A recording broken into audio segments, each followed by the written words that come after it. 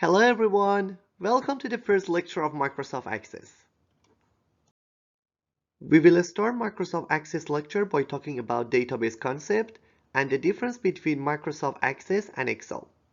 Then we will talk about how you can create tables in a database system, create relationship between them, and import and export data. Let's start the lecture by watching a video. Databases are all around you.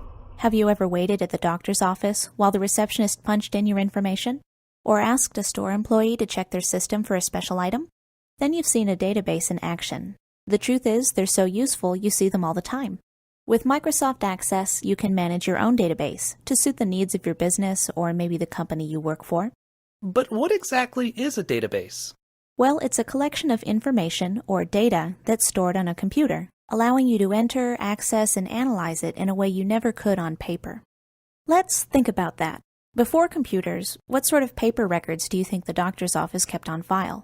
Certainly a list of patients and their contact information, also their medical history and a list of past appointments. That's how databases work, from the simplest to the most complex. They're basically a collection of lists. Not on paper, but on your computer, where programs like Access make it possible to organize your data, make it searchable, and so much more. Let's take a look. Say you're a hardworking amateur baker. You might decide to keep a database of all the cookies you know how to make and the people you make them for, your friends and family. A simple database because it only contains 2 lists. If you were a professional baker, your database would contain more. You'd have products and customers, and other things to keep track of like prices, sales units, and a list of orders. Does Access actually keep these things in a big long list? Not quite. Instead, it uses tables, like the ones in Excel, to list things in a little more detail. Take this example from the Amateur Baker's database. It lists friends and family, but also important information like who has a nut allergy and the rest of the table. So, if a database is essentially a collection of lists stored in tables, and you can build tables in Excel, why Access? Why do you need a database at all? Let's compare. While Excel is great at storing and organizing numbers, Access is better at analyzing and connecting other types of data. For example, names and descriptions, or your friends and their favorite cookies. The databases you'll be working with in Access can actually understand how different lists and their contents relate to one another. We call this a relational database, for its ability to understand relationships, and it's really what sets Access apart. Let's think about what that means while we go back to our Amateur Baker's database and build a third list to keep track of batches of cookies and who they're for. It's easy to see the relationship here. All I did was pull Dwayne from this list and Shortbread from here. Access can see and use that relationship too, but Excel can't. All of these things are completely unrelated as far as Excel is concerned. That means you wouldn't be able to pull from one list to another. Eventually, you'd find yourself typing the same thing over and over every time you needed to refer to Dwayne or your shortbread recipe or Dad and chocolate chip. In short, Access thinks more like you. It recognizes that the items in these 3 lists are connected. That makes entering, searching, and analyzing data so much easier, whether you have 2 lists or 20. Less to type, less to keep track of. Even the most complicated tasks can be made simple and user-friendly once you understand how Access and databases work. In Microsoft Access, databases are made up of 4 simple objects: tables, forms, queries, and reports. Together, these objects allow you to do all the things you associate with using a database, from storing and entering more and more information to analyzing and compiling search results. By now you should know that a database is essentially a collection of data organized into many connected lists, or tables. That puts tables at the heart of any database, the place where your information is stored. This table is from an actual Access database, mine. It's a list of customers, one of the many things I keep on file to help me run my business, a specialty bakery. The familiar layout of horizontal rows and vertical columns takes on a new meaning here. In Access, a row is more than a row, it's a record. Just like these are more than names and addresses, they're people, some of them my favorite customers. Each record begins with a unique ID number and spans several fields, including in this example, first name, last name, street address, and more. Notice I used the word field instead of column. In Access, fields are designed to organize the contents of your records without actually breaking them up. That means every entry in the first name field is going to be a name. and every entry in the street address field is going to be an address. But no one will ever become separated from their record. That's their personal information. While tables are responsible for storing all this data, the other three objects, forms, queries, and reports, let you work with it. Forms are used for entering, modifying, and viewing records. Ever had to fill out a form while visiting the doctor's office or applying for a job? Forms are used so often because they're an easy way to guide people into entering data correctly. When you or someone else uses one of your forms in Access, that data goes exactly where you want it to go. This form makes it easy to add a record for a new customer or edit an existing one.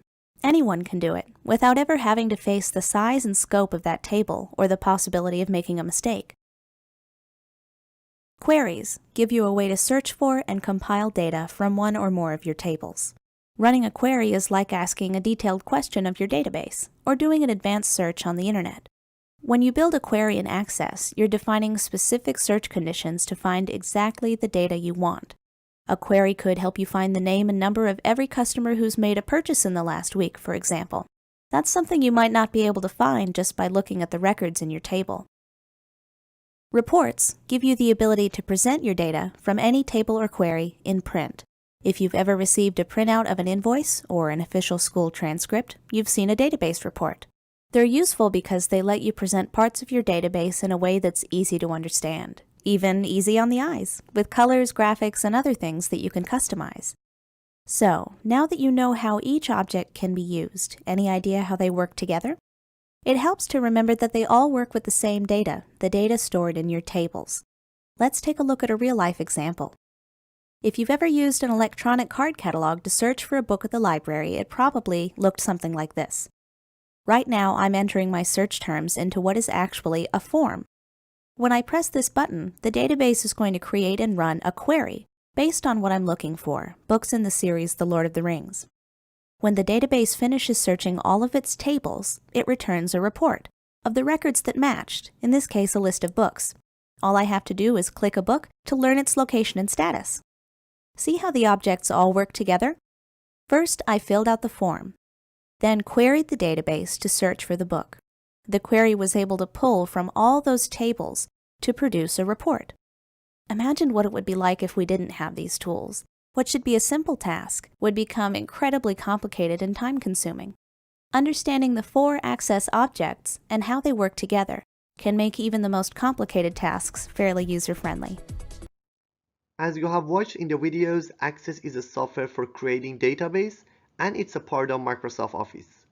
If you download Microsoft Office 365 from UNSW website, you can get Access as well. Access is a relational database management system, which means that it stores data in different tables and allows users to create relationships between tables. A database is a file which consists of different related data, which is organized in a way that information can be retrieved. In fact, database can help to convert data into information. Most of the websites, such as e-commerce or social media websites, use a database to store users' data. As I mentioned in the previous slide, a database can convert data into information.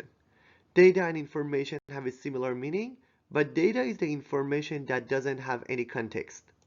For example, the numbers 45, 55, and 78 are non-meaningful. But giving a context such as they are the marks of a student's income 1000 will convert them to information.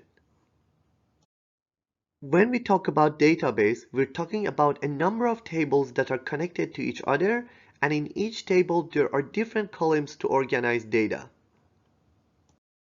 Microsoft Access can help us to create relational tables, extract data from the tables with the use of different queries, create user interface from the tables to facilitate data entry with the use of form feature, and create the printable version of tables with the use of the report feature. Please consider that decisions are made from information that are produced by queries and reports rather than the raw data in the tables. Maybe you're wondering that you can do all these tasks with the use of Microsoft Excel as well. You're right. There are lots of similarities between Microsoft Access and Excel. They can both store, sort, and filter data. But it's better to use Microsoft Access when you're dealing with a large amount of data and you need to organize your data in different tables and create relationship between those tables. Or when you need to create an interface for your data management system, similar to the interface of the accounting systems. The first step for creating a database is choosing a data model. Since we want to use Microsoft Access, it will be relational model, which means that data is stored as a set of records in the tables. Therefore, we should start working with Microsoft Access by creating and connecting data tables. Before creating tables, you should know some terminologies. Each table consists of some records, fields, columns, and a primary key. Records are the table rows, therefore each record shows a set of data about one particular entity. For example, if we have a table that stores the information of students or personnel, the information of each student or each personnel is one record in our table. Fields are the table columns and they are different parts of records, and column contains the values of a single field. However, you can show several fields in a column by using a formula. Since column is just one way to display the contents of a field, we call table columns fields. And finally, a primary key is a unique field in each table that can be used as an identifier for the records. When we add a primary key for a table, we should use a field with a unique values. It can be a student IDs, driver license numbers, or tax file numbers. Since it's important for us to have unique values for the primary key field of the records, it's suggested to define the primary keys with the use of AutoNumber data type to make sure that each record will have a unique value. You will learn about AutoNumber data type in the next slides. In order to create a database with the use of Access, open Access and click Blank Database.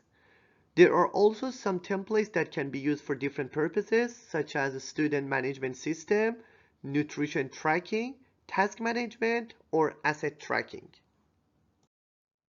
Here you can see MS Access interface. For creating a new table, query, form, or report, we should use the Create tab. Also in the navigation bar, we can see all the items that we have created. After creating your database, as the first step, you should create your database tables. By default, Access provides a blank table with one column called ID. The data type of ID column is AutoNumber, and by default it is defined as primary key. You can start your work by modifying this table, or if you want to create a table from the scratch, you can go to the Create tab and click Table. In order to add fields to your table, you can use Fields tab and click appropriate data type based on the data that you want to store in each field. You can also click the header next to the ID column, then select the appropriate data type for the next column. After selecting a data type, you should type a name for your field. In order to create a professional table, you should consider some important points in your design. First of all, you should try to divide your data into the different fields instead of putting all of them in one field. For example, for storing individuals' names, we can have 3 fields, one for the prefix, another one for the first name, and the third one for the last name. Also, we should use meaningful and appropriate names for naming the columns, and it's better not to use a space in the field name. We should use camel case style for naming the fields, which means that use capital letter for the first letter of each word when the field name consists of more than one word. And the most important point is selecting an appropriate data type based on the content that you want to store in your table field. When you want to create and modify tables, you have 2 different ways. The first way is using Datasheet View, which is a simple way to create and enter data into your table, but this view doesn't provide all the modification features to modify your table. The other option to create and modify your table is using the Design View. This view provides more options for customizing fields. For example, if you want to define a field as a primary key, the only way is using this view and selecting the desired field and clicking the primary key button. The only problem of this view is that you can't use it for entering data into your table. It can be used only for modifying your table. As I said before, when we want to create the fields of the table, we should select an appropriate data type for each field. A field's data type determines what kind of data it can store. Microsoft Access supports different types of data. The first one is short text that can store any value including alphabets and numbers. Memo is similar to short text, but it can store more characters. Hyperlink is similar to text data type, and it can store both alphabets and numerical values. The only difference between text and hyperlink is that with the use of hyperlink, you can link the content of the field to a specific website or a file. Number and large number can only store numerical values, and their only difference is that large number can store more digits. Currency is similar to number, but it uses the currency sign for the numerical values. Autonumber is another data type that can store numerical values, but it generates the numbers itself. As I said before, it can be used for creating primary keys to assure that the values of the primary key field are unique.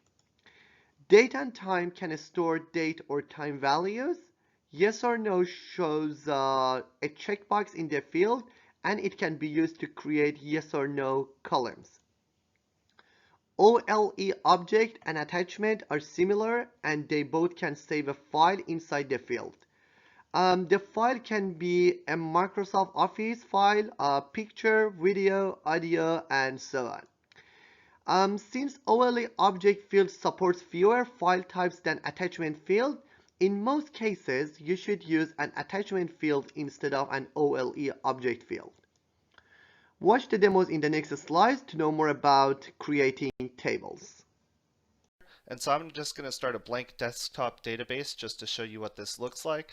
I click there, it's going to ask me for a file name, and so I'm going to do inventory on this one and show you what it would look like if I was maybe doing an item inventory. And then it'll have the folder icon right here, which is where we're going to choose the destination. On this one, I'm just going to choose the desktop, and I'll call it inventory. So there we go. We click OK, we click create, and it brings us to this screen. Alright, now this screen, first thing you have to notice is that Microsoft Access will automatically create a table on its own. So you have this table right here, it's called Table 1 at this point, and that's how it's created.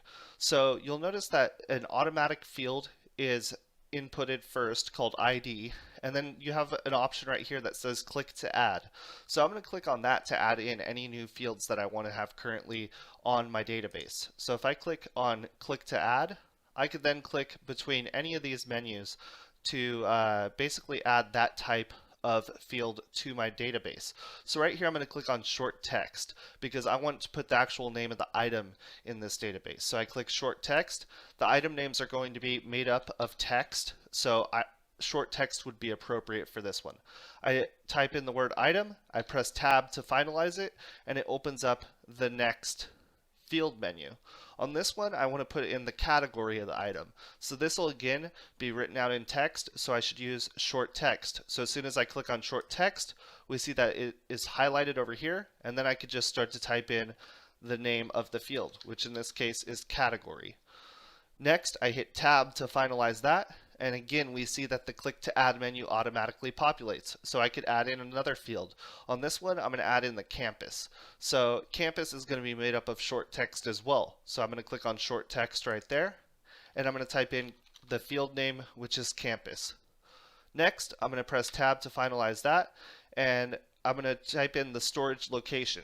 This one will also use short text. So you see in this particular database, you're going to mostly be using short text. Okay, so it'll depend on what your field names are, will be how you select from this menu here. So I'm going to click on short text. Again, we see it highlighted right here, the new field that was just created, and I'll type in storage location. Okay, as soon as I type in storage location, I press tab. We see that it doesn't fit right now, but we could change those settings later, just like we would in Microsoft Excel. All right, so right here, I'm going to change it up. I'm going to look through here, and on this one, I want it to, I'm going to put a price of the item in there. So if I was putting a price, I'd probably want it to be related to currency, which is right here. So I'm going to click on currency. You'll notice that, again, field 1 populates right here where I could type in the field name, which is price. But this time we notice that right here it populates a $ with zeros right after it. So depending on what currency you're using, you should see a default of 0 right here for that currency. I press tab and it automatically populates right there. And we see the click to add menu is now here. And finally, I said it was an inventory database, so I'm going to put in the quantity in stock, which will deal with a number, right? So if we have 15 items in stock, number would be the most appropriate one. So I click right there on number. We see, again, the highlighted menu appears right here. And this time I'm going to type in quantity in stock. And then I'll press tab. Now, we notice that 0 automatically populated below quantity in stock, so that looks good. And then it automatically populates this next menu. Now, if I don't want any more fields, like in this case, I do not necessarily want any more fields, I could just click away, and it's not going to add in the field anymore. So now what I want to do is, we mentioned earlier on this ID menu, or this ID field is right over here. Let's say I wanted to change the name of this ID to item ID. Well, if I ever want to change anything, I would just click on the actual word ID right here, and to change the name of it, you double click it, and then you'll notice that it'll be highlighted, and I could type in item ID and press tab. Now, one thing that you want to make sure is that item ID, that was our first populated one. If you remember, we didn't actually change the data type. It was already preset on there. So if you ever want to change the data type, you just have to click on that actual field so that it's highlighted, and then it'll populate the Table Tools Fields tab. And then inside the formatting group, you could actually see the data type right here. So on this one, I'm going to go ahead and change that data type. If it's an item ID, let's say that in this case, it's item ID. Let's say I want to base it off of short text. So right here, I can base it off of short text. Now that ID field will expect short text to be within all of the records that are in this field of the database. Now I'm going to show you how to edit this in the design view. So let's go ahead and take a look at that now. If I click in the Home tab, Views group, Design View, which is this button, or you can click the View arrow and go right down here to Design View, or one more shortcut is down here along your status bar. Hopefully you can see this at the bottom. Actually, I'm pretty sure my picture is in the way. I'm going to move that up. Right here is where you can change your views. Okay, so you can click right there on Design View, and that'll take you to the Design View. All right, I'm going to move that back down. All right, so here we go.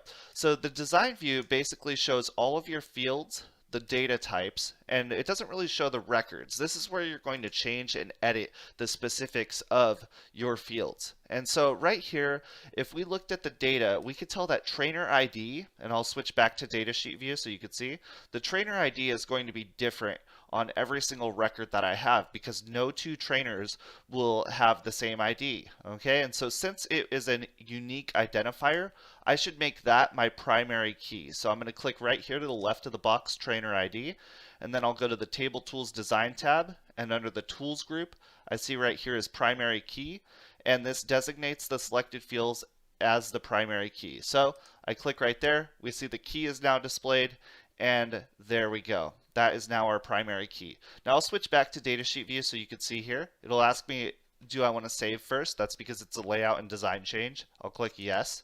And so now from now on, I could never type a trainer ID with a repeated value above. Okay, now the reason I chose trainer ID is because there could be two people named Jennifer or Randy or Josh, right? So first name wouldn't be a good field, last name wouldn't be a good field, because again, there could be two Martinez or two Williams within our table. So that's why I set trainer ID as the primary key. All right, so I'm going to switch back to design view, and we're going to make some other changes now. All right, so right down here under caption, you can create a caption, and this is the label for the field that will be used on a view. Okay, if you don't enter a caption, the field is used as the label. So I'll just put a caption right here that says trainer ID. Okay, and then right here is my first name field. All right, for first name, I'm going to change the field size to 20. The reason for that is typically names aren't longer than 20 characters. So I could change that to 20 right there. And for the caption, I'll change it to first name, okay, rather than leaving it blank. All right, for last name, sometimes people have longer last names. I'll make that a field size of 20. And again, I changed it from 255. And so what these numbers mean right here is basically the field size is the amount of characters that you could type into that before Access will cut it off. Okay, so meaning if I had, let's say, the name field set to 5, well, for somebody with a name that's longer than 5, the name would actually be cut off. So that's how many characters are allowed to be put there. So make sure that whenever you change the field size, that you do make sure that you basically don't create it to be too short for the actual field. Okay. All right. Now next, I'm going to go to the interests field right over here. And so under interests, I'm going to change this type to long text. All right, and long text basically gets rid of that 255 character limit. So this might be something that I actually type a paragraph or something a little bit longer into. All right, so now I'm going to basically teach you how to add in a new field. And so right here below interests, I could click right here. And so this is how we create a new field in Design View.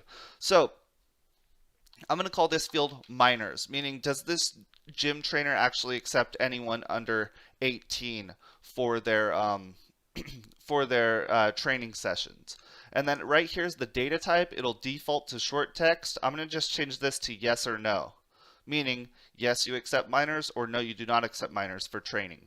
So I'm going to change that to yes or no. Now notice when I change this to yes or no, these general options also changed right down here. Okay, and so in this section here, I can see that it says format, and that should be yes or no. Okay, but you could also change that to true or false or on or off, depending on what you want it to display there. In this case, yes or no is fine. All right, and then down here under the caption, I'll type in accepts minors. And for the default value could basically be yes or no here. I'm going to put the default value as no. Okay, and so right here we see that I have now created a brand new field. And so finally what I'm going to do is I'm going to show you how to delete a field. And so right here is college. Okay, now first I'm going to go to the datasheet view to see what this actually displays. I click Datasheet View, and it says first you must save. That's because we've made design changes, so I'll click yes. Now it says some data may be lost. The size of one or more fields have been changed to another size. This is when I changed the field size from 255 to 25 and 20, meaning if there was anything that was in that field that was longer than that amount of characters, it will be cut off. Since I know that there's not, it'll ask me, do you want to continue anyway? And I'll click yes. Okay, and so that'll bring us over here. We now see our accepts minors fields is right here.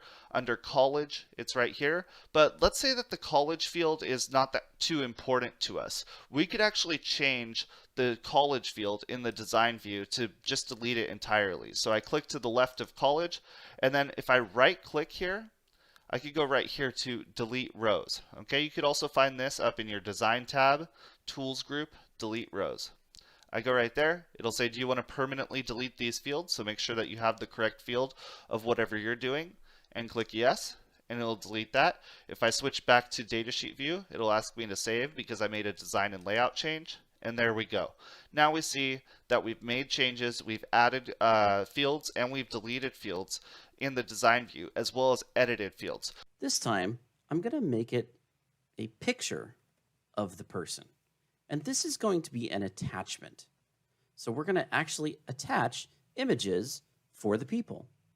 And one last field that I'd like to add here is an active field. Now an active is a yes or no. So let's select yes or no. Now in database circles, an active field is a special field that helps us identify whether or not that particular record should be active or inactive. When we start talking about some more abstract concepts with database management, we'll revisit this active field topic later. But for right now, just know that you should, on just about every one of your tables, have an active field set to yes or no. I'm also going to set it so that the default value of an active field is set to yes. That way, by default, every single entry on this people table will be active. Let's go ahead and change some values inside of my datasheet view. For the salary, I'm going to go ahead and just keep it at 50,000. And I'd like to go ahead and attach an image here for my profile.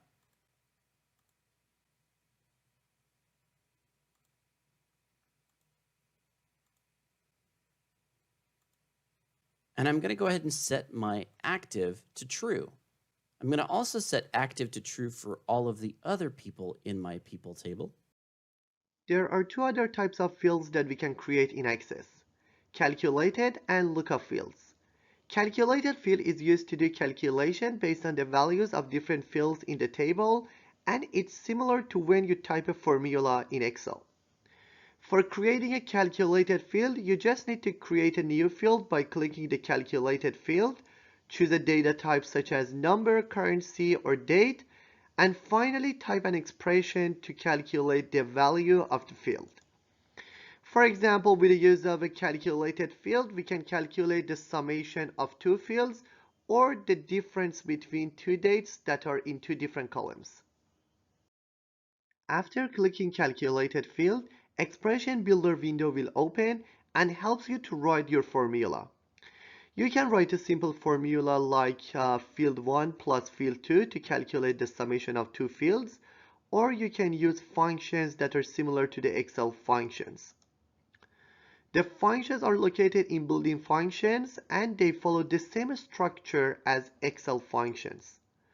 The only difference between typing formula in Excel and typing formula for a calculated column in Access is that in Excel we use cell names in the formulas, but in the calculated fields we use the field names and put them between square brackets. Watch calculated fields demo in the next slide. Here we have the orders table, and I'd like to add some fields to that.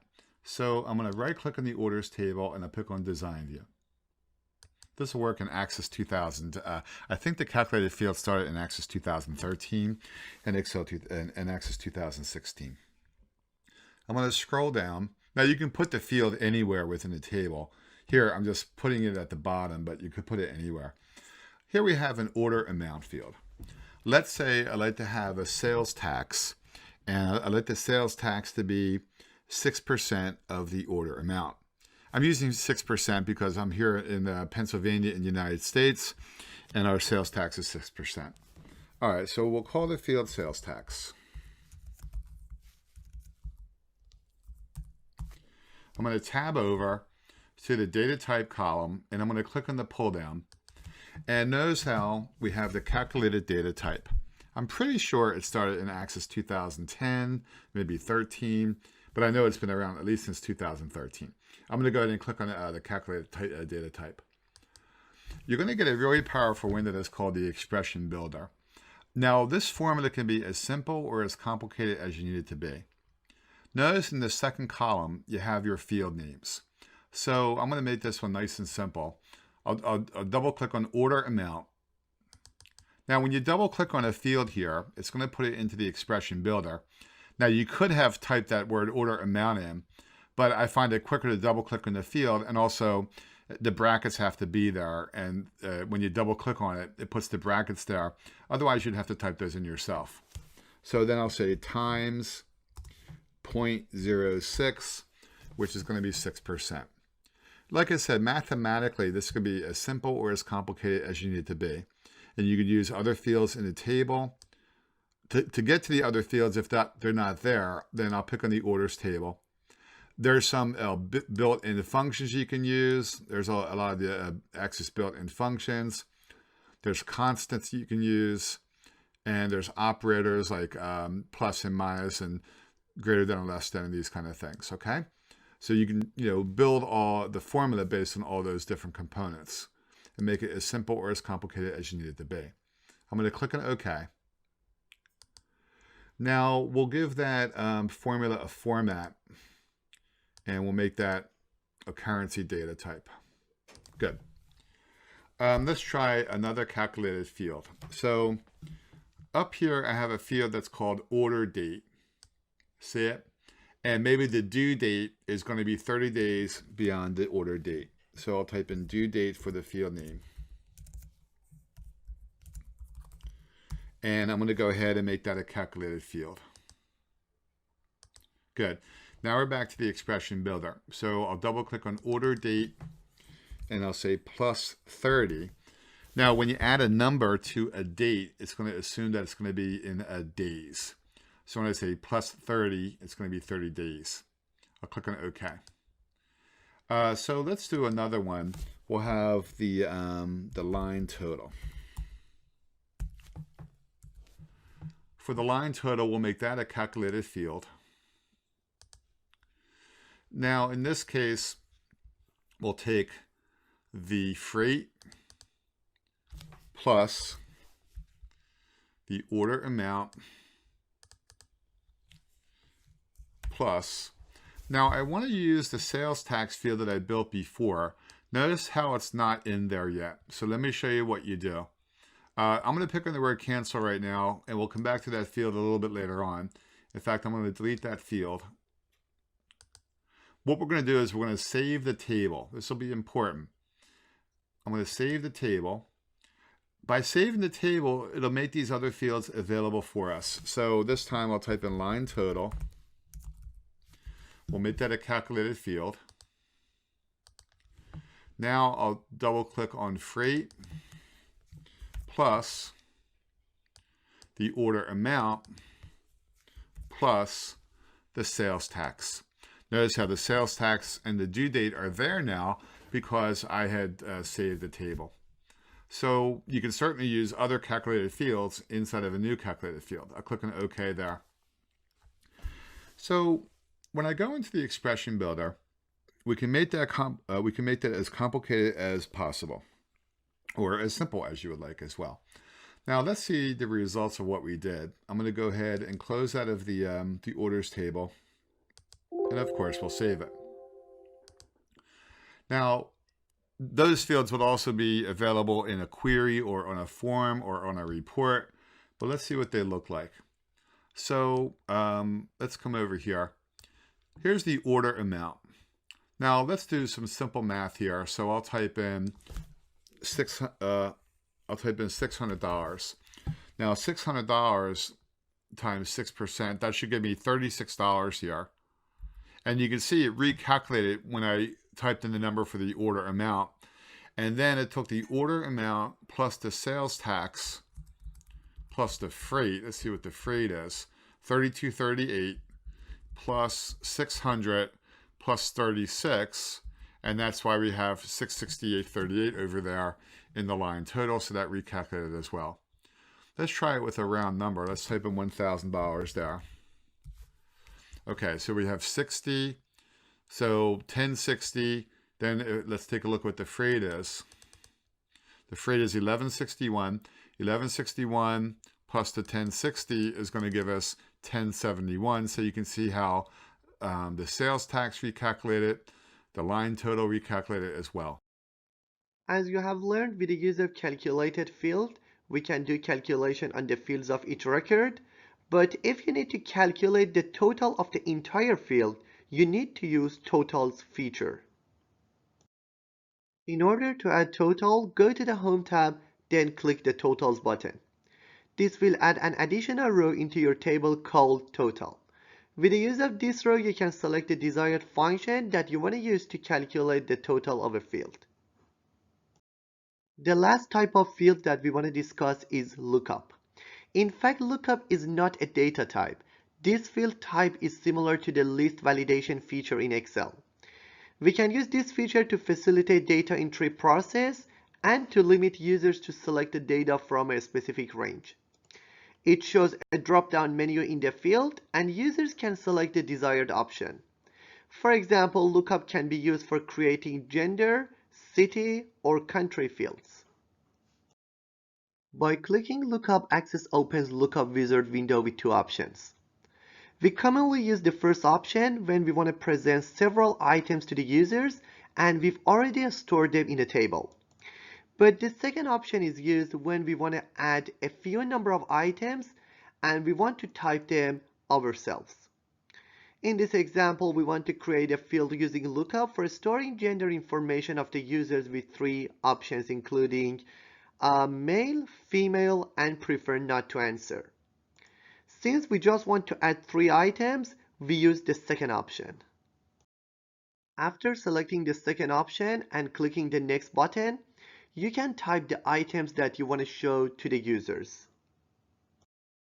In the last window, you should type the field name and check limit to list if you don't want to let users to type any other item except the items that are in the list. As you can see, by clicking the gender field, a drop-down menu is shown and users can select the desired item. The demo in the next slide shows another example of lookup in tables. This is an Access database that's open here, and I have an orders table. This orders table will reference a product and a contact information that's found in other tables. My products are listed in this products table, and my contact names are listed in this contact information table. Now in this orders table, I want to customize these fields, so instead of having to type in the product name or type in the contact name, I can actually have a drop-down list appear that pulls that information from the corresponding tables. I'll start by going into my order table design view. And for my product field, I'll select the data type drop-down and choose Lookup Wizard. In this case, I want it to look up values from another table. I'll click Next. I'll select my products table and Next. Now I want to show the product name, so I'll double click product name so it shows in my selected fields. Click Next. And I would like it to, you can have it sort according to another value. I can have it sort numerically by code or so on, but I'll just leave that blank and click Next. It's showing me what it would look like. I can actually modify the column width here if some of the names happen to be longer than others. I'll just leave it at about this width. I'll click Next. It's asking to verify the name of this field, product, which matches product in my table, and I'll finish. It prompts me to save. Now I'll flip over to my table view, and you'll see I'll go ahead and put an order date in. And for my product, there's my drop-down list, and you'll see it's pulling for me the product names from the other table. Now I'll repeat this process for the contact, and I'll have it actually display 2 fields in my contact field.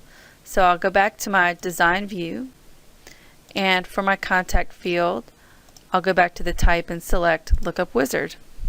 Again, this data is contained in another table, so I'll choose Next. My contact information table is selected and Next.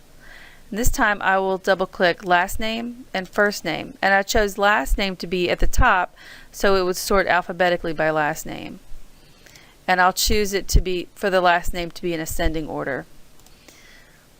It's going to display for me what it looked like, and again I can modify the widths of these columns. I'll choose Next. It's still called contact, that's fine, and I'll finish. I'll save, and I'll go back to my datasheet view, and there's my contact names, and you can see I have the first and last names here of my contacts, and I could select one and it just stores the last name here for me. And that's how to use lookup fields in an Access table. After creating table fields, you should adjust their settings. Let's start by data validation. I know that you're familiar with data validation in Excel. Data validation in Access is same as Excel, and it can be used to limit the values that users can enter into the table fields. There are 2 types of data validation in Access. The first one is field validation that checks the value that you enter in a field. For example, if you define a validation to only accept the numbers that are greater than 20, if users enter a value in the field which is less than 20, it shows an error message to the users. The second validation type is record validation that checks the value in one field against the values in another one. For example, suppose your business requires you to ship products within 30 days and you have a table for that with 3 fields including product name, order date, and ship date. You can define a record validation such as order date field plus 30 less than ship date to ensure that someone doesn't enter a ship date too far into the future. After clicking one of the validation rules, Expression Builder window will open and asks you to type your criteria.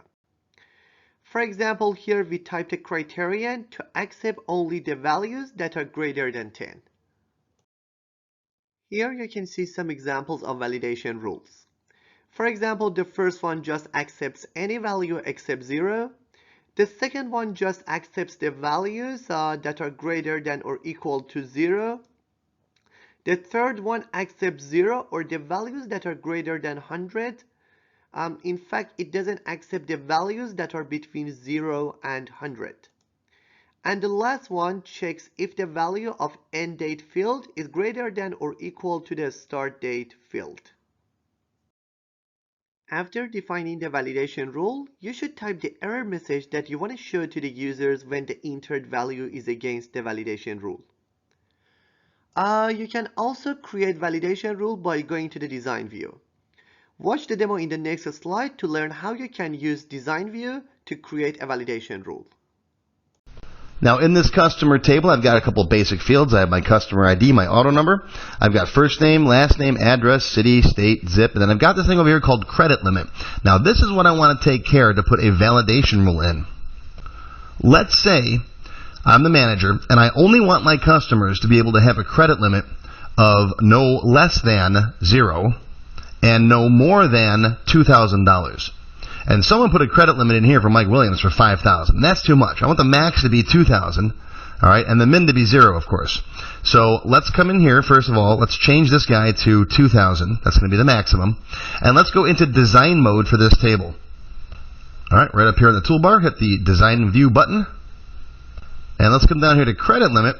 And we're going to find down here in the field properties the validation rule and the validation text. Now the validation rule is a rule that specifies a formula saying this is what this value can be. It can be a specific value, it can be a range, it can be a list of values. There's lots you can do with it.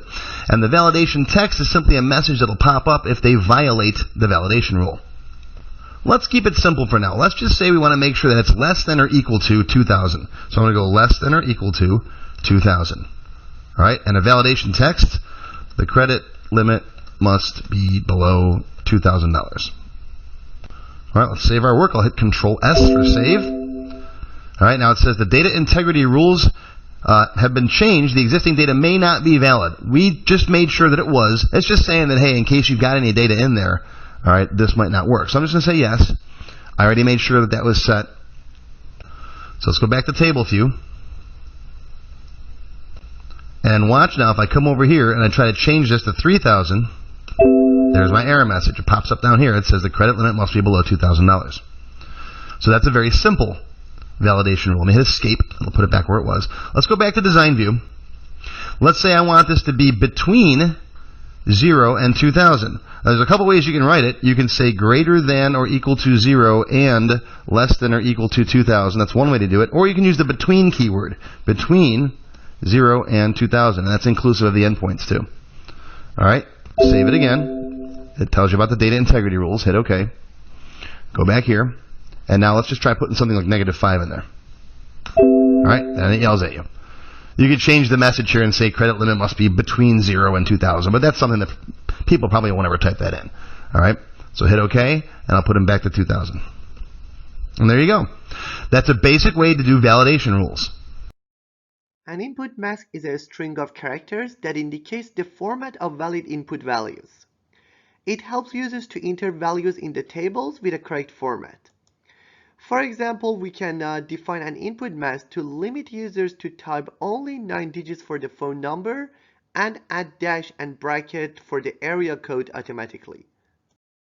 In order to add an input mask, you should go to the design view, then click the desired field and click input mask. After clicking input mask window will open. You can use one of the predefined input masks, or you can click the next button to create your custom input mask. There are different characters that you can use in your input mask. For example, if you type 0, it means that users must enter a digit. If you type capital L, users must enter a letter, but if you type small a, users can enter either a letter or a digit. Also, if you type greater than, all the characters will be converted to capital letter automatically. Here you can see some examples of input mask. As an instance, if you type the third input mask, users must enter 3 digits and 7 alphabets or digits. Also, the first 3 characters will be placed in a bracket automatically. As another instance, the fifth example makes all the letters uppercase. Also, users must enter 1 letter, but they have option to enter the next 4 letters or they can leave them blank. Then users must enter another letter, and finally 3 digits must be typed. Watch input mask demo in the next slide. Go down to the home phone field, and in the field properties at the bottom, find Input Mask and click on that line. On the right-hand side, you'll see a Build button. The top option is Phone Number. We'll click Next. Here's what the input mask will look like. Right now, the placeholder character showing you where to type is an underscore, which works well because it looks like an underline. But if you'd like it to be a number sign or other symbol, you can change it. I'll click Next. Now, it asks me how I want to store the data. I want to store it with the symbols in the mask, with the parentheses and the spaces and the dashes. That way it will be formatted in my reports. I could also save it without the punctuation. I'll click Next and Finish. And there's my input mask. Let's do the same thing for cell phone. I'll go down to the input mask row, the Build button. Now it asks if I want to save the table, and I do, so I'll click Yes. Again, we want a phone number. Next. Next. Change it to with the symbols in the mask. Next. And Finish. Now, let's try it with our social security number. The first steps are the same. Input mask, build. Save the table. And the second line is the social security number. I'll choose Next and Next. Again, I'll save the symbols and then Finish. Now, let's see it in action.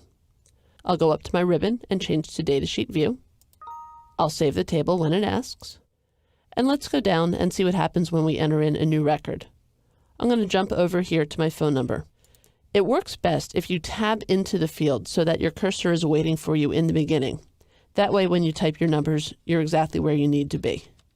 If you click into the field, your cursor is going to wind up wherever you click, and if you start typing, you'll start typing your numbers somewhere in the middle of the mask. We don't want to do that, so I'll go back to the beginning. Now I'll put in my social security number, and the symbols pop in automatically.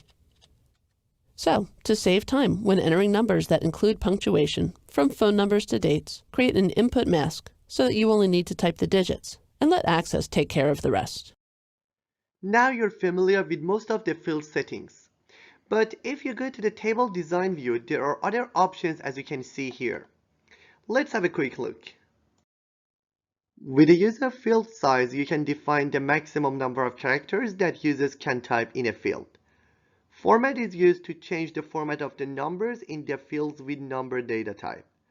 For example, you can add currency sign or show the number as percentage. Caption is alternative name for the field. If you enter a caption for a field, this caption will be displayed instead of the field name. Default value is the value that you type for a field, and it will be added to all the new records if no other value is typed. Required makes filling the field compulsory for the users, and indexed makes a special data structure for the field to improve the speed of search. If you often search a table or sort its records based on a particular field, you can speed up these operations by setting indexed option to yes. Expression is same as the expression builder window, and it is used to type a formula for the calculated fields. And finally, result type is used to select the data type of the calculated fields. Watch field properties demo in the next slide. So design view has nothing to do with records. Basically, it is all just fields, data type, and description. Okay, so we have a lot to work with over here. All right, so the first thing that we're going to do here is for the trainer ID field, which is this one right here, we're going to set this one up as the primary key. The way that we do this is I click just to the left of trainer ID, and that way I see this kind of pink border going around it. And when I see the pink border going around it, I go up to the Table Tools Design tab. I go to the Tools group, and I see this button right here, Primary Key. Designate the selected field or fields as the primary key. The primary key should be the field that is completely unique. It's the unique identifier field. So if I look back at datasheet view, I can tell that trainer ID is going to be a good field for that because every trainer ID, it's like an employee ID number. It'll never repeat. So that's a great one for that. I wouldn't want to do first name because what happens if I have two Jennifers? Okay, that would not be a good primary key field. All right, so primary key field is going to be trainer ID. The way that I do that is in the Tools tab, Tools group. I click primary key. All right, so there we go. We've officially specified the field's primary key. Now what we're going to do is make some changes to maybe the data type or the description, the field size, something like that. All right, so over here, the trainer ID field, I'm going to put in the description right here. It's the primary key. That way, anyone who comes to look at this area here in the design view, they know this is the primary key. Basically, don't mess with this one, okay? Over here is the caption down below. These are all of your field properties, and this is how we set our field properties right down here. For the caption, this is going to be the label that the label for the field when used on a view. Okay, so basically if you're viewing this, you're going to see, I'm going to put it in the caption right here, trainer ID. Alright, so that's good for this field.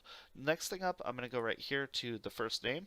Okay, and the first name, let's say that I know that I'm not going to have a name that's not, or that's very, very long. So if somebody were to type, say, a paragraph into this field, I want access to say, no, don't type a paragraph in this field. This is for the first name only. The longest first name would probably be about 20 characters. So over here where it says field size, I'm not going to allow 255 characters. Instead, I'm going to change that to 20. That way, after every single, after somebody types more than 20 characters, Access is not going to allow it to type any more than that. So if somebody tries to type a sentence or a paragraph there, obviously that's not going to happen. And for the caption, I'll put first name. Alright, looks good.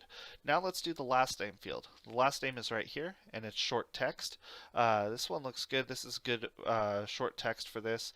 And so I'm going to put for the last name, some people have multiple last names, so I'm going to change the field size to that from 255 to 25, because who knows, if somebody might have a last name that's 25 characters or more. And then for the caption, I'm going to put last name. Alright, down here is interests, and interests, who knows what people are going to type into this.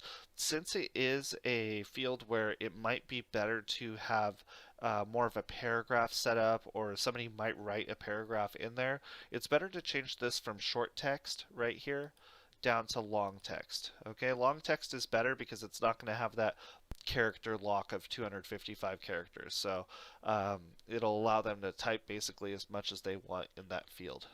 Alright, there we go. So now what we're going to do is add a new field to the table right after the interest field. Okay, oops, let me put long text there. Alright, so we add a field right after that one. You guys will see right here. The design view is not really a good place to add in fields so much. You're going to want to go to the datasheet view for that. And so I go back to datasheet view. But first it says, you must first save the table. Do you want to save the table now? I'm going to click yes. Now it says some data may be lost. The size of one or more fields has been changed to a shorter size. If data is lost, validation rules may be violated as a result. Do you want to continue anyway? What this is telling me is that, let's say that in the first name field where I only allowed 20 characters, if somebody had a paragraph typed there already, Access is going to cut it off at 20. So it's saying, are you sure you want to do this? And if you guys ever get into this situation where you say shorten the character length, you really want to make sure that you chose the right number there, because if not, you're going to lose the rest of that data. In this case, I know nobody's writing a paragraph in there for the first name, so I have no problem clicking yes to continue. Alright, so there we go. Now what we're going to do is add in a field add in a brand new field. And so I'm going to put that field right over here on the right side. It says click to add. I say, alright, I'm going to click to add. And I'm actually going to put this in as a yes/no field, which is a checkbox. And so I'll click that one right there. And it's called field 1 by default. I'm going to change the name, and I'm going to call it minors. And so this will be like if the person at the trainer will accept clients under 18 or not. And so I click enter for that, and so that will be input right here. And so basically it's a yes or no, and so that's been put right there. Now if I wanted to change the settings on this one, I could go back to that design view. And so right here it says, oh, okay, we have our minors, yes or no. That's a fine format for that. Down here, you could actually choose some other formats in the field properties. You could do true or false or on or off if that's applicable to your fields. Okay, and I'm going to put the default value in here as no. Okay, just because let's say by default most trainers do not accept minors, then I would want that to be no. If it were the opposite, then I would want to switch that to yes. So you're going to want that default value on a yes/no field to be the more common of the two. And for the caption on this one, I'll just put accepts minors. That way people can understand if that's a yes, then that's going to be yes they do, and if not, that's going to be a no. Alright, so in here, we're going to learn how to delete a column or delete a field. I want you guys to notice, I'm going to click yes to save. Back on the datasheet view, we have this list of colleges here. And let's say that this just really isn't relevant to our database. We don't really care about having this. We could delete this right from the design view. I could go right here to college. I could right click it and I could go to delete. Okay, and you guys will see it'll say, do you want to permanently delete the data and all of the data in its fields? Okay, so you got to be really careful when you delete anything in Access, because once you delete it, it's gone. So there we go, we click yes, and so college is now gone from here. If I go back to my datasheet view, it'll say, do you want to save the table? The reason it's asking me this so much is because I'm changing layout to the table. So the table looks different, so it's asking if I want to save. Yes. And you guys will see college is no longer here. Alright, so while viewing this in datasheet view, we could actually move different fields around as well. The way that you do that is you click on the field that you want to move. In this case, let's say I want to move the interest fields to the left of the hire date field. I can click and drag that, and you're going to get this black vertical bar, and wherever you drop it is where the field will go to. Okay, so I'm going to move interest to the left of hire date and release. And you'll see that, there we go, now interest is over here. In the previous slides, you've learned the database tables and their properties.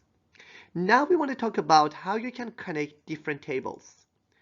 One of the goals of a good database design is to remove data redundancy. In order to achieve this goal, we should divide our data into the different tables, then connect those tables to each other so that each value is represented only once. It's important that you understand the connections between your tables and specify these relationships in your database design. Look at this example. This table shows different orders that our customers placed. As you can see, there are some duplicate data. For example, we have two customers in this table, Jane and John, but they are repeated 3 times. Also, they purchased the same items, widget and gadget, and these items are repeated 3 times as well. In order to solve duplicate problem and have a better structure, we should divide this table into 3 tables and then connect them with each other. As you can see here, we created a table called customers, and in this table we only have the customer ID, family name, first name, and the address of our customers. We created another table called purchased items, and we have the information of the items in this table. As you can see, we have widget and gadget and their prices. And this table will be used as a connector between customers and purchase tables. With the use of this table, we can find the customers of each order, the items that they are purchased, and the number of each item in each order.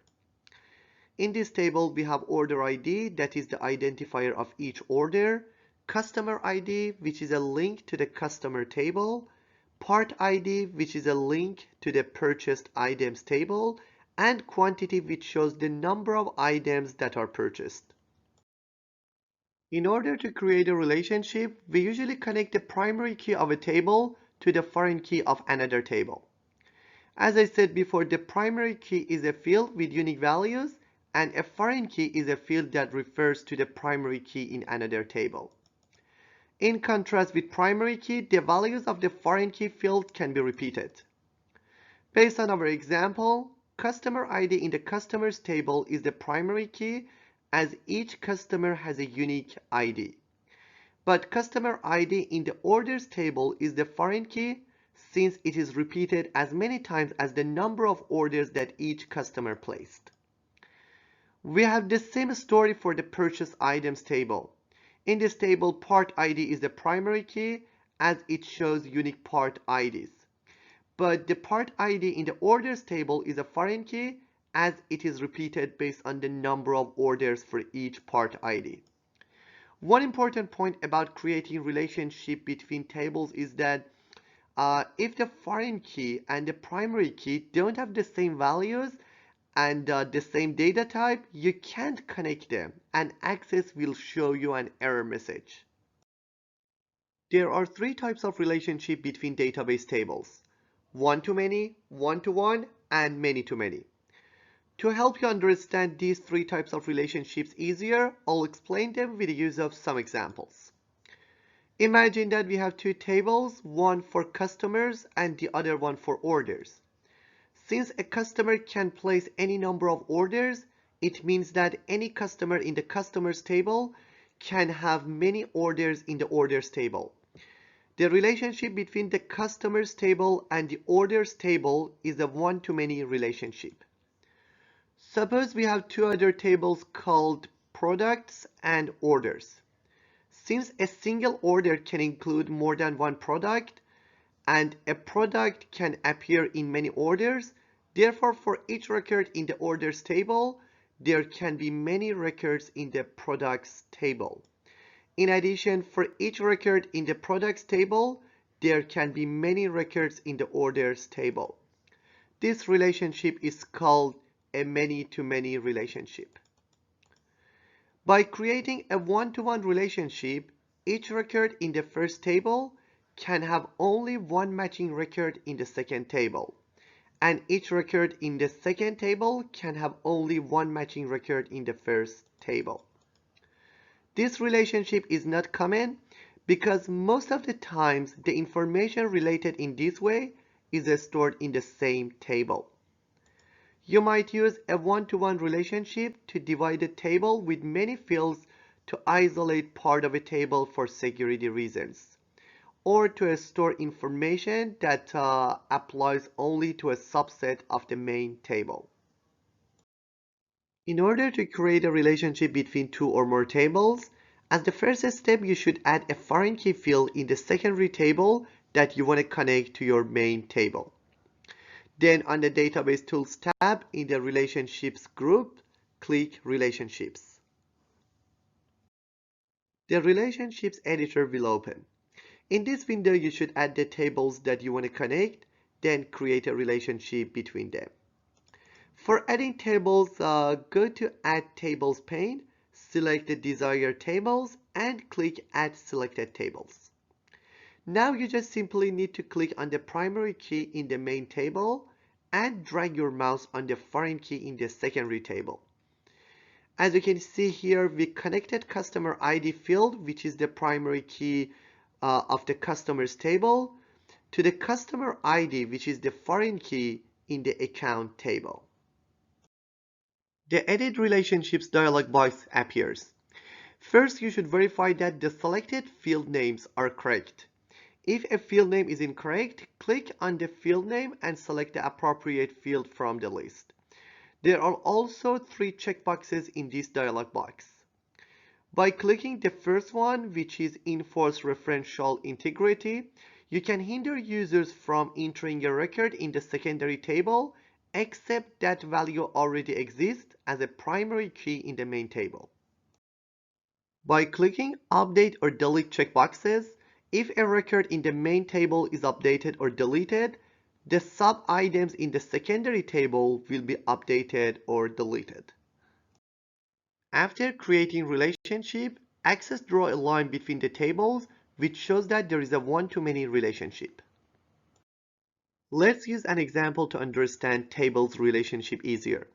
Here we have three tables. The first one has the customer's information of a bank, the second one has the loan information of the customers, and the third one has different payments that are made for each loan. We want to create a relationship between these three tables so that by opening the record of each customer, we can see the related loans of that customer and the related payments that are made for each loan. As the first step, open the loans table and add a new field called customer ID as short text data type. This field will be used as foreign key for connecting this table to the customers table. Then open payments table and add a new field called loan ID. This field will be used as foreign key for connecting this table to the loans table. After adding the foreign keys to the loans and payments tables, go to the Database Tools tab and click the Relationships button. Select all the three tables and click Add Selected Tables to add them in the Relationships editor. Then create the relationships between the tables. For connecting customers table with the loans table, click on Customer ID in the customers table and drag it on Customer ID in the loans table. Then in the Edit Relationship window, tick all the checkboxes and make sure Customer ID is selected from both tables. Then click Create. For connecting loans table with a payments table, we should follow the same process. We should click on loan ID in the loans table, then drag it on the loan ID in payments table. After establishing the relationships, you will see a line with an infinity symbol between the tables. It shows that you created a one-to-many relationship. Now if you open customers table, in addition to the table records, you can see that a plus sign is added next to each customer. By clicking the plus sign, we can see the loan information of each customer, and by clicking the plus sign of the loan of each customer, we can see different payments for each loan. In fact, by creating this relationship, we created a cascading table that shows the related loan and payment records to each customer. The demo in the next slide provides another example of table relationship. In this example, we are running a lab and we have all of these different supplies needed in our lab. One of the columns is called vendor ID. This is the column that I want you to focus on for this example.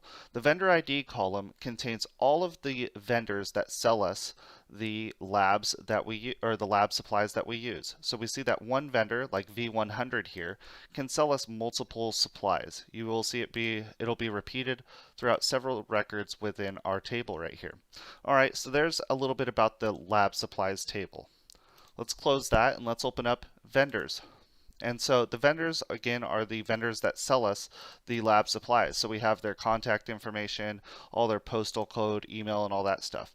But notice right over here along the left side, we have a column called vendor ID. These vendor IDs right here, these are the vendor IDs that sell us the lab supplies, right? So we looked at V100 earlier, and we said, oh, they sold us some other supplies. So that looks good. So now that we've focused on this vendor ID column and we've established that it's in both tables and they basically reference each other, let's go ahead and show you how to create a relationship between the two tables to where if it updates in one table, it'll automatically update in the other. So I'm going to close the vendors table. Now it's time to create the relationship. So to create a relationship, we're going to go up here to the Database Tools tab. Database Tools. So you click on Database Tools and it's going to open up all these different buttons here. Now, there's a group right here called Relationships, and there's a button right here called Relationships. So let's go ahead and click on that. So when you click on relationships, the show table dialog box will appear. Now sometimes it won't show up automatically. If it doesn't show up, let's say mine didn't show up, so I'm going to close it real fast, and I clicked relationships and it's not here, I could go right up here to the relationships tools design tab, which should be open by default, go to the relationships group and click this button right here, show table, and there it is. Alright, so we have the show table dialog box back up. Now I'm going to double click on my two tables. Alright, so I have my two tables here, and now I'm going to close this show table dialog box. And now what I have to do is I'm going to open up, or I have each of my two tables listed here, and notice that if I click and drag from the top, I can kind of move my tables around. So I'm going to move my tables a little bit further from each other so that I can basically see all of the fields within the table. But notice that each one still allows me to scroll. I'd rather see all of the fields at once. So if I go to the bottom right of the table, you'll see the icon will change to a sizing handle. I'm going to increase the size of the table here. Alright, so we've got lab supplies and we've got vendors. Okay, well, if we think about this, the vendor ID is on both of these right here. And so if I have vendors, and I have vendor ID under vendors, and I have my lab supplies, and I have vendor ID under lab supplies, what I could do is create a relationship between those two fields. So I'm going to just click and drag from vendors over to vendor ID right here. Vendor ID to vendor ID. So notice that when I click and drag on vendor ID and I start to drag, it gives me a no symbol until I get over to the other table, and then I go right here to vendor ID. Now notice I'm at the point of the cursor, at the very tip of the cursor, and then I release. And then it says edit relationships, and this edit relationships dialog box appears. And I have vendor ID and vendor ID right here. One says vendors, one says lab supplies. Alright, now I'm going to click on this right here, which is enforce referential integrity, and then I'm going to click both cascade options, and I'll show you what these do in just a little bit. But basically, I click on those three things right there. It says vendor ID in both columns, and then I click create. Alright, now you'll notice two symbols are created here. I'm going to switch up the sides of my tables and notice that the relationship follows. I'm going to switch them just to make it easier to understand. Now, this says 1 right next to vendor ID. And then this down here says an infinity symbol. So what is it actually saying? It's saying one vendor, one, can provide many lab supplies. Lab supplies. One vendor can provide many lab supplies. So what this is called is a one-to-many relationship. Again, a one-to-many relationship. So you say, what does it actually do? Well, I'm going to go ahead and click close right here. It'll ask me if I want to save the changes to the layout of the relationships. Since that's what I do want to do, I click yes. And then what it actually did was, well, let's see what it did. If I open up the lab supplies table, we see that it looks pretty much the same. Everything looks pretty much the same here. We still have V100 up here. Alright, so we close that one. And then we open up the vendors table. We say, oh, that looks pretty much the same too. We still got our vendor ID, but look at this. There's this little tiny plus sign to the left of the vendor ID column. Alright, well, let's see what that does. If I click this plus sign on V100, we now see all 4 of the items that V100 supplies. So this is really nice because what I can do now is if I quickly want to see, oh, what does V100 supply us? I could go right there and it gives me the 4 items that V100 supplies from the lab supplies table. So we say, oh, that's fantastic. Now we have an easy way from one table to basically look at both information just by clicking down on this option right here. Now when we enforce referential integrity, that means that one reference, if we reference it on one, it'll reference on the other. And then the cascade options are right here. So when we click the cascade options, that allows it to cascade down. So now we get to a point where we say, all right, that's awesome. But then we notice it says V002, V003, all the way down to 9, and then it goes to 100. Well, this one was probably supposed to be called V001. So I'm going to get rid of that 100 and type 001. And then I'll press tab or enter. Now check this out. I changed V001 here. That's the vendor ID of this this Parker Core Solutions. Well, I changed it here and I say, all right, that's good. I'm going to go ahead and close this table. Now, one of the great things about enforcing referential integrity and creating relationships was now that when I open up lab supplies, check it out. This one right here that used to be V100 now says V001. So now I only have to update the database on one table as opposed to going through and finding every single vendor ID within this lab supplies table and changing it from V100 to V001. Since the relationship was already established between the two, I can change it in the one-to-many table, which is the vendors table, the one that contains the one.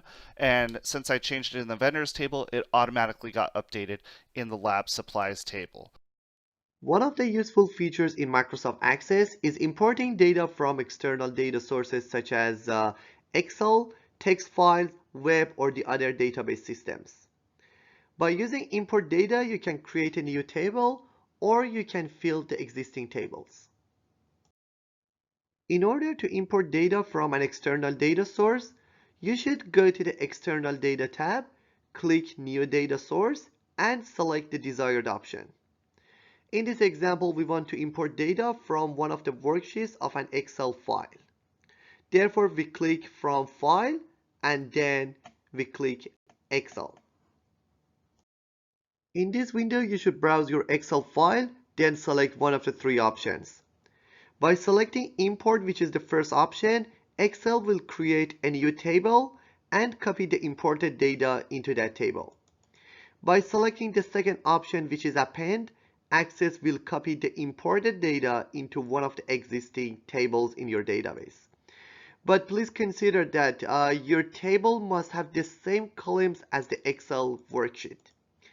And the third option is similar to the first option, and Access will create a new table. However, the imported data will be linked to the Excel file. I mean, by changing the original data in Excel, the related data in Access will be updated automatically. In the next step, select the worksheet that you want to import into your Access database and click Next. If the first row of the source worksheet contains the field names, select first row contains column heading and click Next.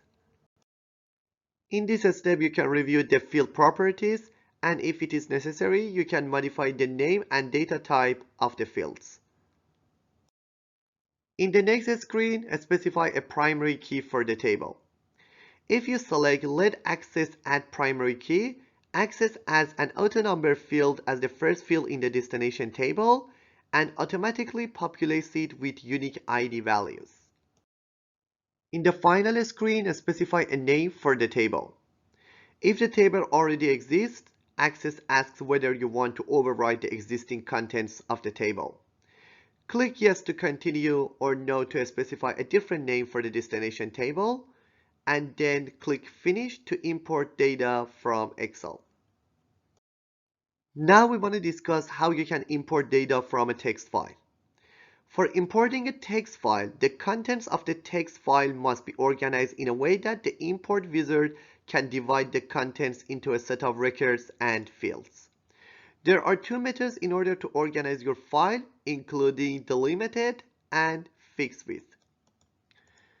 In a delimited file, each record appears on a separate line, and the fields are separated by a single character called the delimiter. The delimiter can be any character that doesn't appear in the field values, such as a tab, semicolon, comma, space, and so on.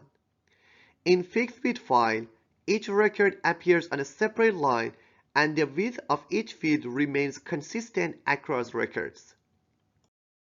In order to import the content of a text file into Access, go to the External Data tab, click New Data Source, and from File, click Text File.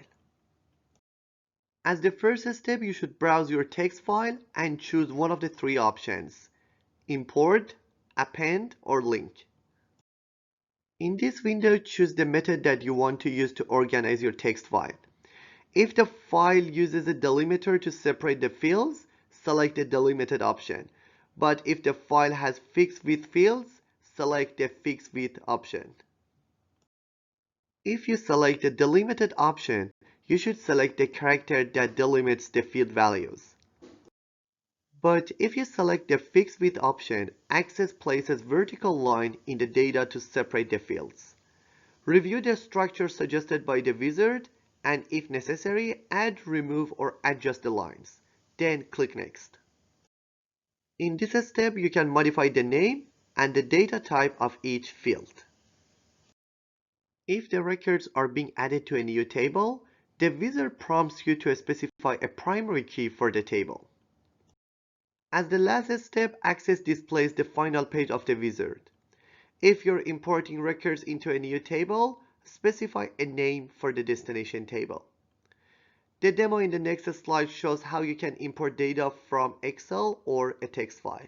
We're going to import data from two different sources, which would be the most common sources, importing from an Excel spreadsheet and also importing data from a text file. So how do we do that? Well, let's go up to our external data ribbon. And you'll see here the first group we have is import and link. I'm going to click the new data source, and I can choose to import from numerous different sources. So if I hover over from File, you can see I can import from an Excel file, an HTML document, XML file, text file.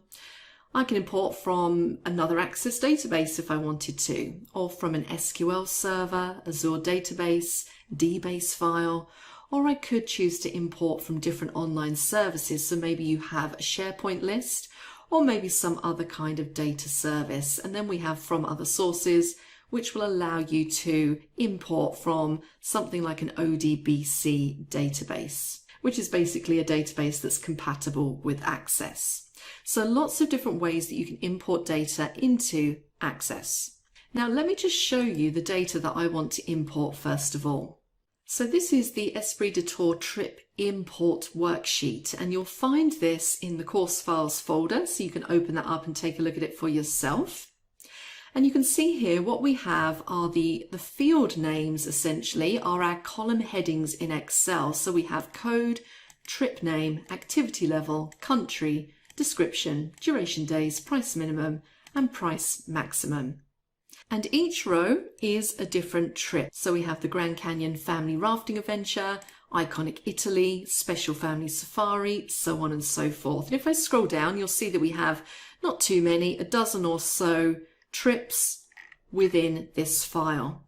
And what I want to do is I want to import all of these into my Tubble trip table in Access. So I'm going to close down my Excel spreadsheet. I'm going to go up to New Data Source, and I'm going to select From File and Excel. The first thing we need to do, you can see here we've got this little wizard pop up again, which will guide us through this process. Access is asking me to specify the source of my file essentially. I have a default file name in there, so you just want to browse to wherever you have your Excel spreadsheet saved. I then need to specify how and where I want to store the data in the current database, and I have three options. I can choose to import the data from that Excel spreadsheet into a new table in the current database. So if I was to choose this option, it will basically import it and create a brand new table. My second option is to append a copy of the records to a table that I specify, which in this case might be Tubble Trip. So in this case, what it will do is it will import the data from Excel and it will append it to this current table. And that is actually what I want to do.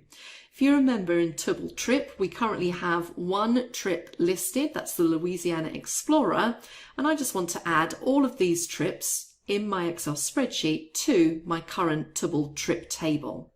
The third option I have is to link to the data source by creating a linked table. As I said, we're not going to cover linking too much, but essentially if you were to select this option, it doesn't import the data into Access, but it will create a link to it in Excel. So there may be some occasions where you want to use that option.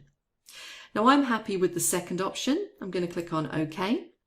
And you can see here the import wizard has analyzed my data in Excel. And because it's in Excel, it's made it pretty easy for Access to slice up that data according to the various different columns or field names. So I have code, trip name, activity level. And if I scroll across, just to make sure, there's the description, might be quite long. I'm going to go to the end. Duration days, price minimum, price maximum. So that all looks pretty good to me. So I'm fairly confident that if I was to click finish on this wizard, it's going to import all of that data into Tubble Trip. So really simple to import data from Excel. Now I'm going to click cancel here because I want to actually show you this using a different method. So using the same data, but it's going to be stored in a text file as opposed to an Excel file. So I'm going to click cancel just here. So before we do this, let's just look at the text file. So here we have the Esprit de Tour trip import.txt file. And again, you'll find this file located in the course files folder. And this is exactly the same as the Excel file that we just saw, but it's a little bit harder to read. As you can see, we don't have the nice Excel grid structure dividing up these different fields. I can see fairly clearly that we have the code listed in this first column. We then have trip name, activity level, and everything starts to get a little bit bunched up, making it quite difficult to read.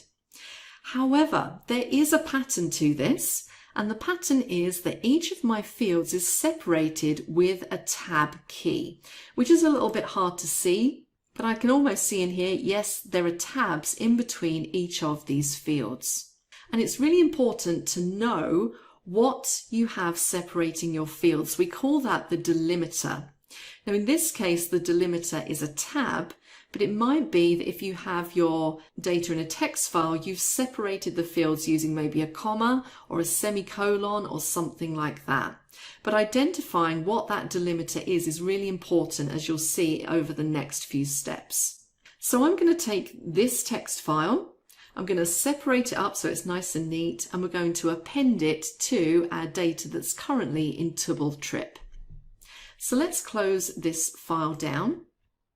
Let's go back to our external data tab, go over to new data source, from file, and we're going to select text file. And again, we just need to browse to where we have that text file stored. So there we go, Esprit de Tour trip import. I want to append to the bottom of Tubble Trip. Click on OK. Now, Access hasn't done a great job here so far of splitting up these different columns. And that's because we haven't actually really told it yet how to split up these columns. So you'll see at the top, we've got delimited highlighted. So it says characters such as a comma or a tab separate each field. So that is the option that we want to choose. I'm going to click Next. And we now need to tell Access what delimiter we're using. And it's correctly picked tab for me. If you have your data divided up in a different way, so maybe your fields are separated by commas or spaces or some other kind of character, you can also specify those in here. But with tab selected, you can see now my data looks a lot neater. So I'm fairly happy with that. Another important thing to select here is to say that the first row contains field names. So the first row where it says code, trip name, activity level, those are essentially our headings. They're not actually part of our data. I'm going to click Next.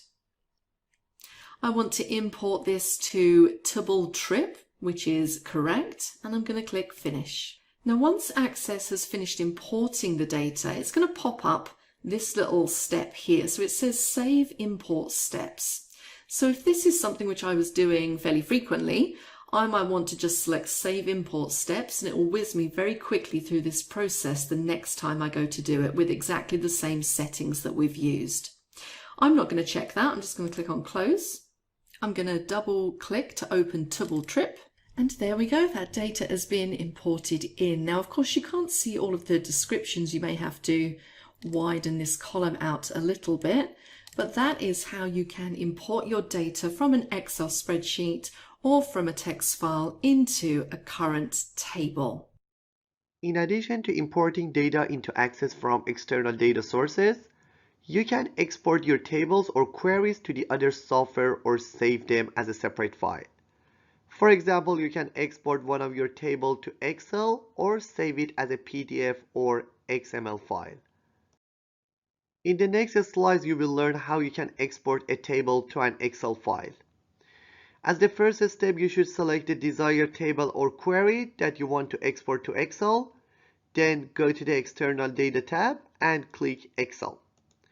Alternatively, you can right-click on the table, then click Export and click Excel.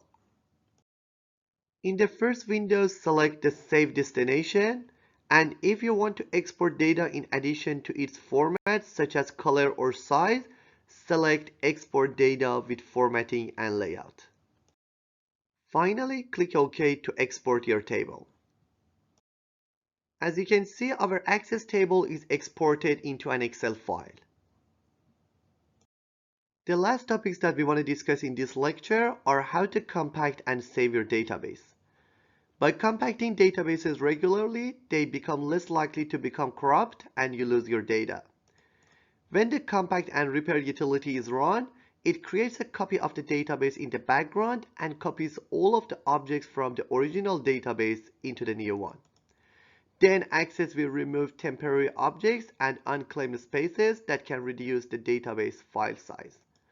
When the utility is finished copying the data, it deletes the original file and renames the new one with the same name as the original. If the database file is corrupt, the utility will also repair the corrupted database, and in most cases only a small amount of data will be lost. In order to compact your database, go to the File menu, click Info, and click Compact and Repair. There are some important points about saving your database in Microsoft Access that you need to know. The first one is when you modify the content of a table and you add a new record, Access will save it automatically and you don't need to press the Save button. But when you change or create a new table or any other object in your database, you should press the Save button, otherwise you will lose your new table. Also, if you share your Access file on your company network drive, multiple users can work on it simultaneously. We're done for today. Hope you could learn Microsoft Access tables structure and how to create relationship between tables. In the next lecture, we will talk about query and how you can get different reports from your tables. See you guys. Bye.